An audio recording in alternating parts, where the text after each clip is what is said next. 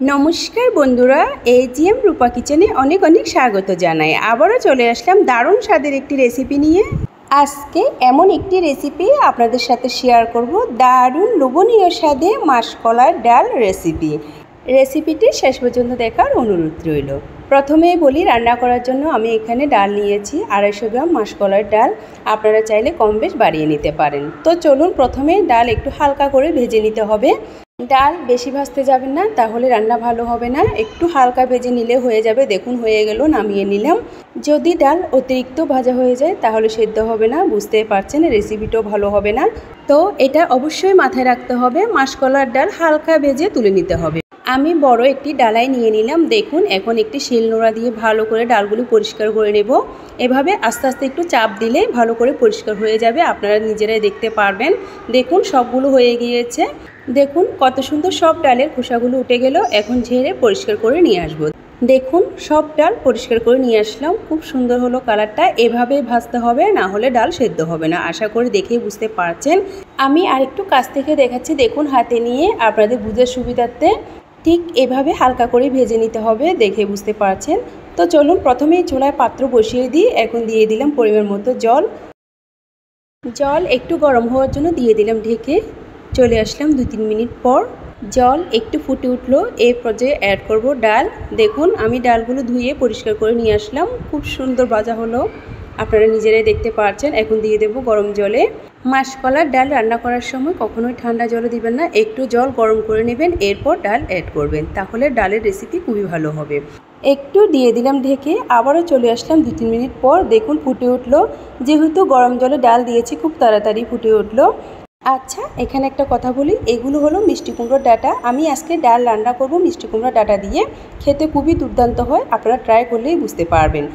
যদি আপনাদের কুমড়োর ডাঁটা ভালো না লাগে স্কিপ করতে পারেন, কোনো সমস্যা নেই। ডাল ভালো করে ফুটে উঠলো, এখন উপর থেকে সব ফেনাগুলো ফেলে দেব। ডাল যখন আধ সেদ্ধ হবে এই পর্যায়ে অ্যাড করতে হবে মিষ্টি কুমড়োর ডাঁটা। দেখুন আমি ডাঁটাগুলো দিয়ে দিলাম। এখন একটু নেড়ে চেড়ে দেবো। এ পর্যায়ে অ্যাড করব মশলা। প্রথমে দেব 4-5টা কাঁচামরিচ, দিব 1 চামচ আদা বাটা, দিব 4 চামচে 1 চামচ রসুন বাটা, দিব 1 চামচ হলুদ গুঁড়ো, দিব 1 চামচ জিরে গুঁড়ো, আধা চামচ ধনিয়া গুঁড়ো, আধা চামচ মরিচ গুঁড়ো। সব উপকরণ দেওয়া হয়ে গেলে ভালো করে নেড়ে চেড়ে নেব। অনেকভাবে তো মাসকলার ডাল রান্না করে খেয়েছেন, একবার এভাবে রান্না করে খাবেন, মুখে লেগে থাকবে সারা জীবন। এখন দিয়ে দেব পরিমাণ মতো লবণ। খুবই গরম পড়ছে, এই গরমে যদি তৃপ্তিকর ঠান্ডা খাবার খেতে চান অবশ্যই মাসকলার ডাল রান্না করে খাবেন। একই পদ্ধতি একবার হলো ট্রাই করে দেখবেন, আশা করি পরিবারের সবারই ভালো লাগবে।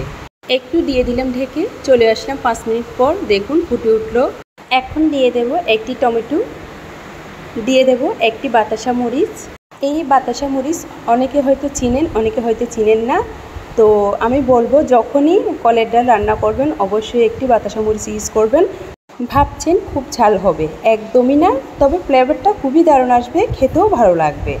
যাই হোক, কথাই না কাজে হোক, আপনারা ট্রাই করলে বুঝতে পারবেন। একটু দিয়েছিলাম আবারও ঢেকে, চলে আসলাম আবারও 5 মিনিট পর। দেখুন একটু নেড়ে চেড়ে দেব।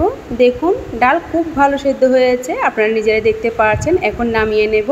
এই মাসকলার ডাল অনেকেই অনেকভাবে রান্না করে থাকে, কেউ মাছের মাথা দিয়েও রান্না করে থাকে।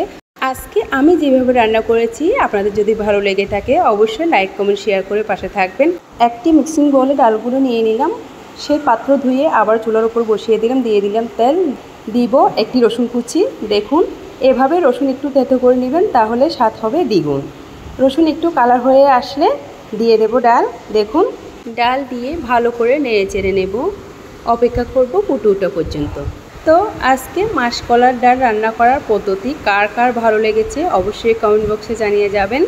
দেখুন কালারটা খুবই সুন্দর আসলো, বাট আপনাদের কেমন লাগছে অবশ্যই কমেন্ট করে জানাবেন। ফাইনালি মাসকলার ডাল রান্না করা হয়ে গিয়েছে, এখন নামিয়ে নেব, চলে যাব পরিবেশনায়।